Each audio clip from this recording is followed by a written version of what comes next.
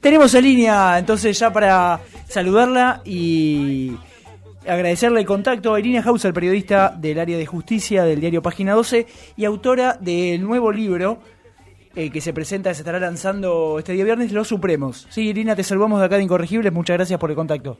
Hola, gracias a ustedes. No, por favor. Bueno, contanos un poquito, contarle a la audiencia de qué se trata este nuevo proyecto, este libro que estás lanzando de Los Supremos, digamos, cuál es el trabajo, la investigación que has hecho y de qué se trata básicamente. El libro recorre la historia de la Corte Suprema de los últimos 12 años, sería. Sí. Desde el momento que la Corte cambia, ¿no? Que se disuelve la Corte de la mayoría automática y que se comienza a integrar con jueces nuevos muy diferentes a los anteriores. Después A ver, hola. Ahí estamos con un temita en la contacto. ¿Me escuchan ahí? Ahí te escuchamos bien. Sí, ahí perfecto. Bueno. No, les decía que tomo a partir del momento de así en la cronología histórica el momento que Néstor Kirchner hace aquella cadena nacional donde pide que intervenga el Congreso para remover a la mayoría automática, en un momento que lo estaba además extorsionando la Corte Suprema a través de Julio Nazareno, ¿no? Con redolarizar lo que quedaba de los depósitos en el corralito. Y bueno, esta situación lo toma Kirchner un poco por sorpresa porque, bueno, recién desembarcaba en el gobierno y esperaba tener otro tipo de problemas y no con la Corte. Claro. Aunque se veía, digamos, era claro que la Corte no era una Corte súper amigable, ¿no? Pero bueno, esto lo puso en situación de tener que tomar una decisión drástica porque era uno de esos momentos que se veía el poder de la Corte de poder destruir la economía, ¿no? Sí.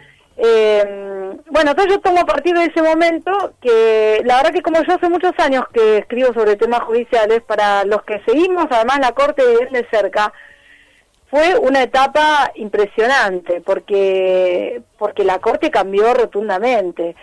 Si bien, bueno, hubo como todo un periodo de transición, los primeros 3 años sobre todo, sí, a la tónica de los fallos, a los temas con los que se metía la Corte, y A ver, Irina, estamos ahí, seguramente se cae un poquito la señal, si podés acercarte a alguna ventana o... Estoy al lado de una ventana. Mira, bueno, entonces eso debe ser un problema nuestro, disculpa. Sí, no, pero los celulares no andan bien tampoco. No, muy bien. Bueno, decías entonces, estabas en la etapa esta de cambios, digamos, ¿no? Una etapa de transformación fuerte de la Corte que apenas asume Kirchner.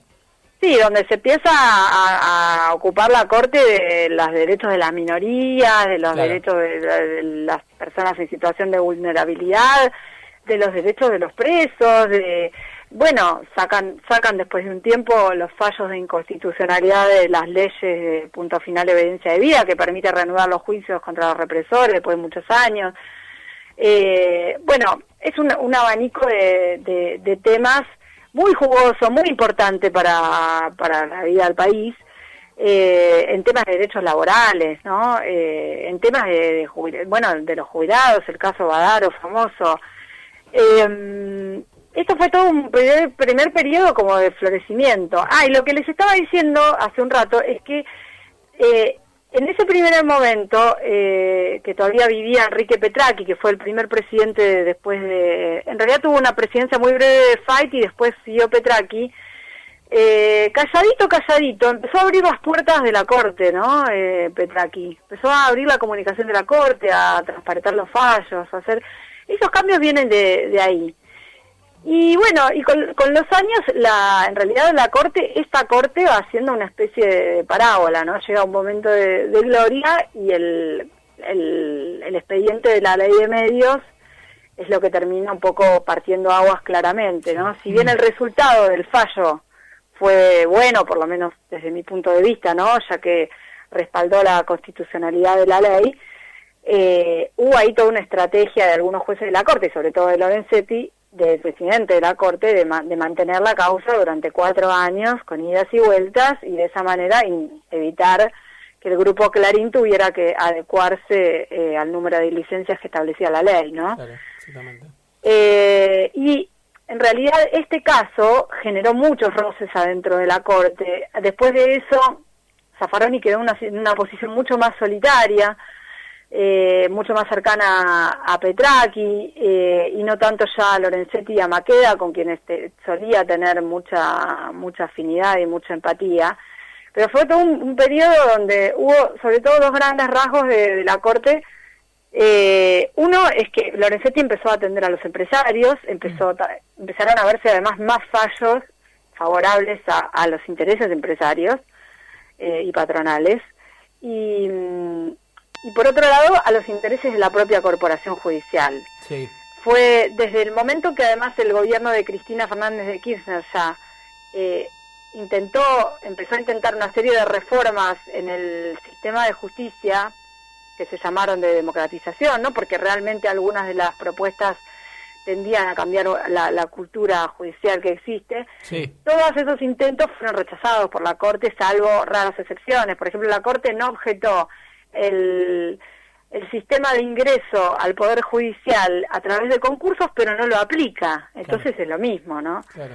Pero sin embargo volteó la ley de reforma del Consejo de la Magistratura, que pretendía dar una representación a la ciudadanía entre sus integrantes, como para que hubiera participación ciudadana en la selección de los jueces, ¿no? Claro.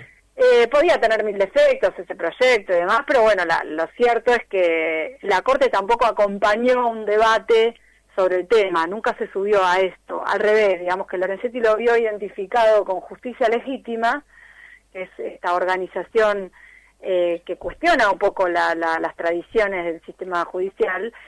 Y qué raro tan afecto a este país a copiar instituciones norteamericanas y que no podamos imponer el juicio por jurado, digamos, ¿no? Pero es una cosa sí. una cosa interesante para pensar, porque hemos copiado todo, la Constitución, el sistema educativo, millones de cosas, pero el juicio por jurado no ha llegado. Claro, pero el juicio por jurados, esto lo dicen muchos juristas, es una de las expresiones más claras de democratización del sistema judicial, ¿no? Porque es la forma directa de intervención de ciudadanos en un caso concreto. Lo loco es que está en la Constitución Nacional, Claro. No es que estamos pidiendo instalar el juicio por jurado porque se nos antoja. Está previsto en la Constitución y todavía se ha empezado a aplicar en algunas provincias, incluso con éxito, pero bueno, son pocas y se aplica con el sistema de cada una de las provincias, ¿no? Claro. Ahora hay una intención del gobierno actual, por lo menos es un tema que al ministro de Justicia le interesa, y es un tema que también le interesa por lo menos a uno de los jueces nuevos de la Corte, que es Horacio Rosati, que incluso en alguno de los reportajes que dio recientemente, él dijo que no solo que estaba a favor, sino que le parecía necesario, ¿no?, avanzar en la aplicación del juicio por jurado. Pero bueno, no deja de ser un juez aislado que pide el juicio por jurado. La mayoría de los jueces en general lo rechazan, el juicio por jurados. Ha dado buenos resultados en los lugares donde se aplica. Irina, buenas tardes, Irina. Te saluda Axel en el piso, muchas gracias por la comunicación. Leyendo un poco la nota que habías publicado en página 12, anticipando varios fragmentos de lo que va a ser el libro de los Supremos, que más me llamó la atención y el que me parece bastante interesante, por lo menos en información respecto de la Corte Suprema, sobre todo por la actualidad, es el que habla del Supremo y Comodoro Pi, sobre el discurso de Lorenzetti en el aniversario del fallecimiento de Estracera, cuando habló sobre el nunca más a la corrupción, cómo fue la puerta de entrada a una serie de juicios y de denuncias hoy en día que están instalando o reinstalando o capaz visibilizando mucho más en la agenda cotidiana a la corrupción como un determinante hoy en día, porque se está hablando mucho de Comodoro Pi. Comodoro Pi está teniendo bastante visibilidad hoy en día cotidianamente en los medios. ¿Vos qué análisis haces respecto sobre, obviamente, el fragmento que escribís en el libro con la actualidad hoy en día, que está por lo menos determinando mucho abiertamente a personalidades de la política como a Cristina Fernández de Kirchner?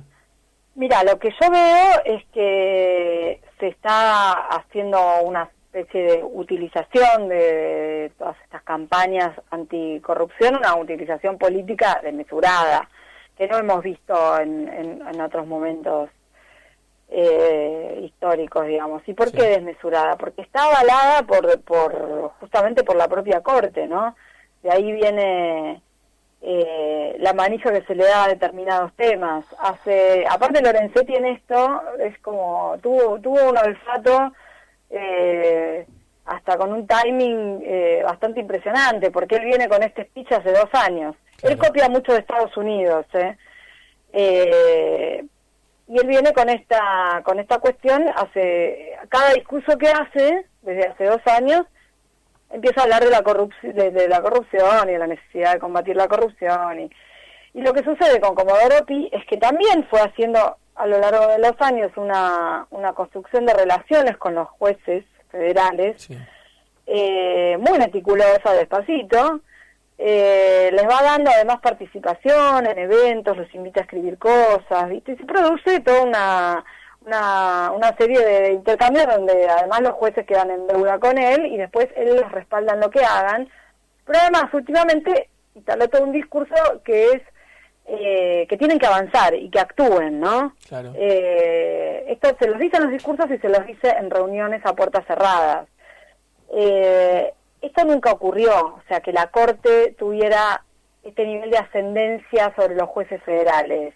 Uh-huh. Esto es algo propio de esta gestión, pero yo creo que tiene que ver con la construcción política y la forma en que intenta, digamos, consolidar su poder y su hegemonía el propio Lorenzetti. En el momento que vio que empezaban a cambiar los vientos políticos, y hoy las causas de corrupción, ¿a quién se refieren? Ya no se refieren al menemismo, más vale que se refieren al último gobierno, ¿no? Claro.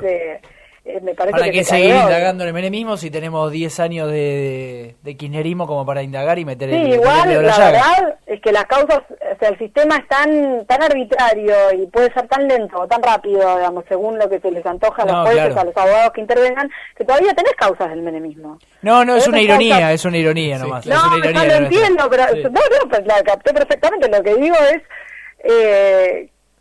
si se quisieran poner a trabajar en serio, bueno, también te liquidarían todo eso que tienen, porque todavía tienen juicios contra el Derete, ¿no? Contra el ex titular del SPAC, es una cosa de locos. A ver, entonces digo, hay un aporte desde ese lugar. En cuanto al uso del nunca más, a mí la verdad que el día que escuché ese discurso me sobresaltó, porque me pareció una utilización de un concepto que en nuestro país, bueno, en realidad es una frase acuñada por nosotros, sí, y que tiene una connotación absolutamente ligada y que está, digamos, en su ADN, que tiene que ver con la persecución y el juzgamiento de los crímenes de lesa humanidad. Entonces, para mí, cuando Lorenzetti empieza a usar ese nunca más para hablar de la corrupción, habla también de su propio viraje ideológico, no sé si ideológico, pero por lo menos temático, desde su gestión como presidente de la Corte y como cabeza del Poder Judicial, ¿no? A mi modo de ver, la verdad, un poco irreverente respecto de lo que el concepto representa en nuestro país, ¿no? Ahora, te profundizo una cosa que vos transmitís ahí también en la parte hablando sobre los presidentes y el recambio, sí, que se dio el 10 de diciembre y la proyección política de Lorenzetti, ¿no? Vos decís, sí, copias un diálogo de Lorenzetti donde habla que la fragilidad institucional y la falta de liderazgo iban a hacer que a partir del 10 de diciembre hubiera un presidente del Poder Ejecutivo, uno del Legislativo y uno del Judicial. Sí. Más allá de la ocurrencia de Lorenzetti, ¿vos pensás que Lorenzetti se está preparando para intentar ser presidente de la Nación?